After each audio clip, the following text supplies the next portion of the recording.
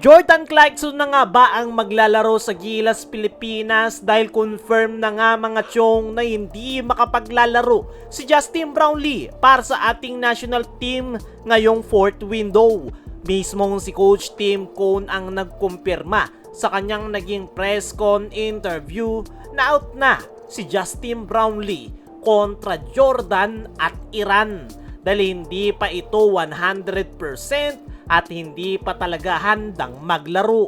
At dahil wala si Justin Brownlee, agad namang pumasok sa isip ng maraming Gilas Pilipinas fans ang isang pangalan, which is si Jordan Clarkson. Marami ang nagtatanong, pwede kayang si Clarkson na lang ang ipalit kay Brownlee bilang naturalized player? Kung tutuusin, malaking tulong talaga si Clarkson sa Gilas. Lalo na ngayong crucial yung mga laro kontra Jordan at Iran. Dahil hindi mo po problemahin kay Clarkson yung scoring, experience at offensive firepower na po pwedeng makatulong ng malaki sa national team. Pero mukhang hindi na talaga yan mangyayari. Unang-una, masyado nang late para ihabol pa si Clarkson. Friday na ang laro ng Gilas kontra Jordan, kaya naman hindi na sila magkakaroon ng sapat na preparation at adjustment kung ihahabol si JC. At hindi rin basta-basta papasok si Clarkson at agad na magiging seamless yung laro ng Gilas. May sistema si Coach Tim Cone na triangle offense, may mga set plays at may chemistry na kailangang buuin. Kapag bigla kang nagpasok ng bagong player sa ganitong kaimportanteng window, kailangan pa ng adjustment ng buong kupunan. At mismong si Coach Tim Cone na rin ang nagsabi na all Filipino yung lineup ng Gilas ngayong window.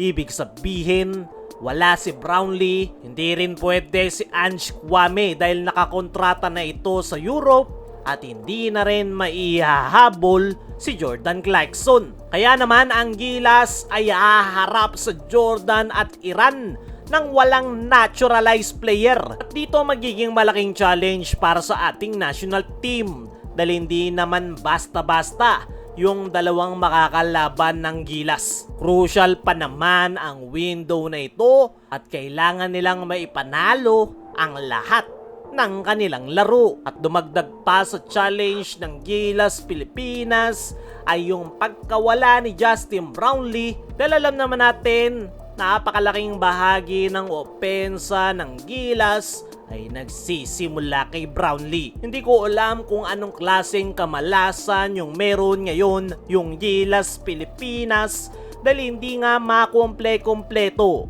yung kanilang lineup. Nitong mga nakalipas na window ay si Kai Sotto yung wala sa ating national team.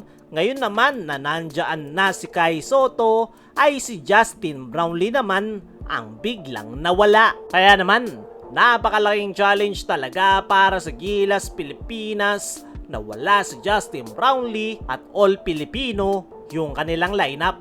Pero naniniwala ko mga chong na magagawa nila yang may tawid. Maganda na yung pinakita ng Gilas Pilipinas last window kung saan all Filipino yung kanilang lineup, pero nagawa nilang makipagsabayan sa New Zealand at Australia. Pero napakalaking sayang lang din talaga netong si Jordan Clarkson, pero sa hindi malamang dahilan ay hindi ito naibalik sa Gilas Pilipinas. Pero sa tingin ko yung presyo kay Jordan Clarkson yung problema ng SBP dahil may ruling nga ang Samahang Basketball ng Pilipinas na pantay-pantay lang yung sahod ng lahat ng Gilas Pilipinas players. Samantala, Coach Tim Cone, matigas nga ba ang ulo at hindi nakikinig sa Gilas Pilipinas fans dahil nangyari na nga ang kinakatakutan ng karamihan na hindi makapaglalaro si Justin Brownlee sa ating national team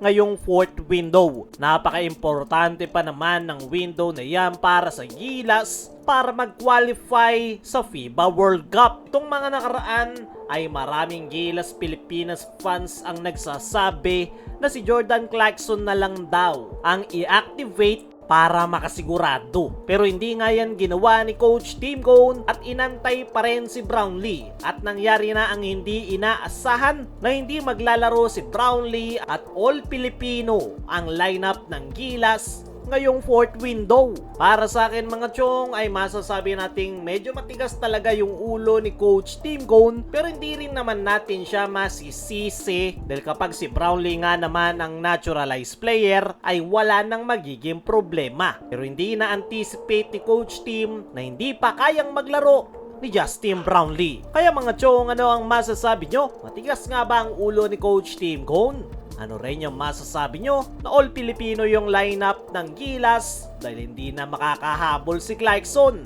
I-comment mo lang dyan sa ibaba.